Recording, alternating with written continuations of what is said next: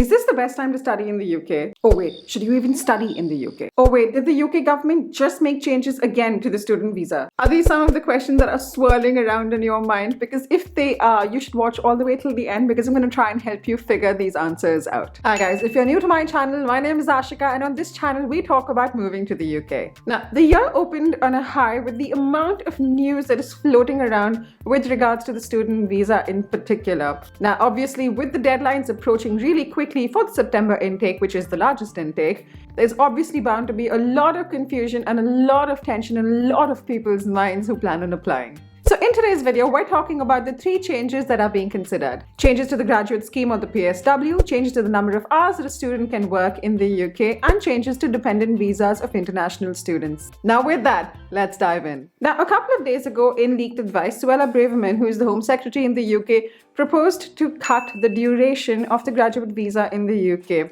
The graduate visa, or the current PSW for the UK, is 2 years after you complete your graduation, which means you can live and work in the UK for up to 2 years without needing an additional work visa. Now, her proposal suggests that they change the graduate visa duration, which is currently 2 years, to 6 months, which means that after you graduate in the UK, that you would then have only 6 months to find a job that can sponsor your work visa or leave the country. Now, the reason for this is that the number of immigrants that moved to the UK last year hit about 1.1 million, of which 476,000 of them were just international students.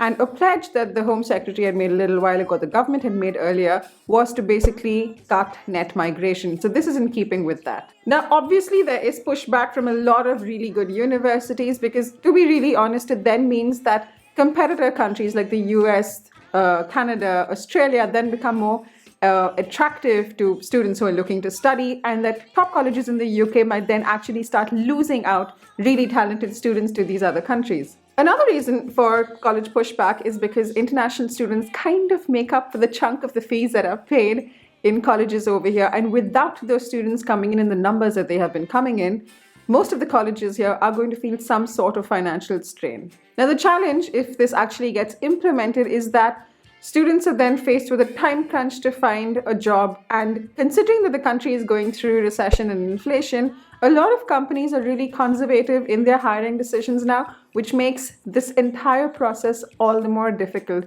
So it's all the more difficult for you to land a job in the UK. Now, let's talk about what you can possibly do. And this one's a little tricky, but here's my take. Now, if this becomes a rule, and it hasn't become a rule right now, it's just speculation at this point, but if this does become a rule, and if you're moving to the UK to study a course which does not have a very high employment ratio in the country, it's going to be all the more difficult for you to get a job. So be mentally prepared that you might not get a job. If you're coming to study for a role that isn't on the list of eligible jobs that can get sponsorship, because there is a list of jobs that are eligible for sponsorship and a list of jobs that aren't eligible for sponsorship.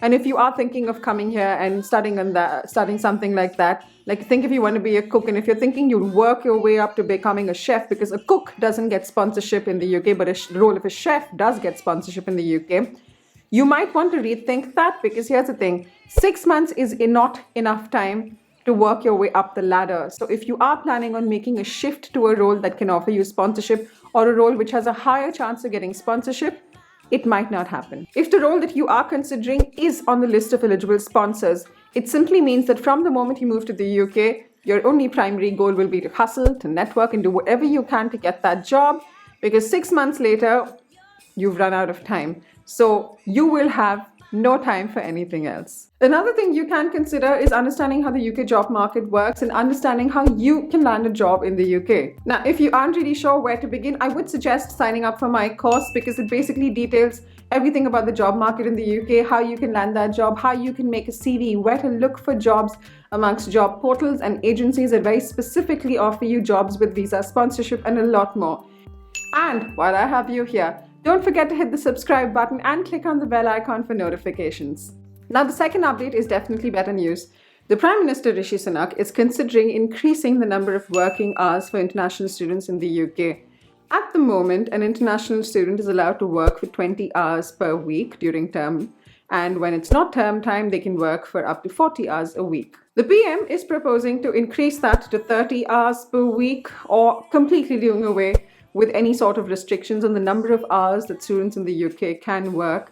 and that's a really good thing. At the moment, there are 1.3 million posts that are vacant in the UK, and they haven't been able to be filled because of labor shortages in the UK.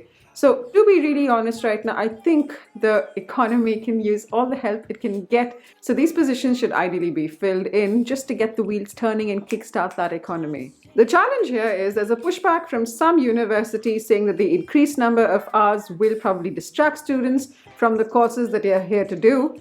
And it's not something that the government should be considering, while other colleges are saying, well, it's absolutely great because a lot of students have been struggling with the cost of living because of inflation over here. So that extra added income will just help make things a little easier for them. Now, since this is good news, you obviously have less to worry about. In fact, you have nothing to worry about. You should just be happy if this happens. But here's the thing. Don't lose sight of what you came to the UK to do, study and graduate. A lot of students fall into the trap of getting too involved in the part-time jobs that they take up while they're studying in the UK, and then they end up failing their courses or getting kicked out of university. A lot of other students take up the first job they get even while they are still in college, a job which offers sponsorship, even though it's for a shorter duration, assuming that they will just convert it to a different job later, but that doesn't really happen.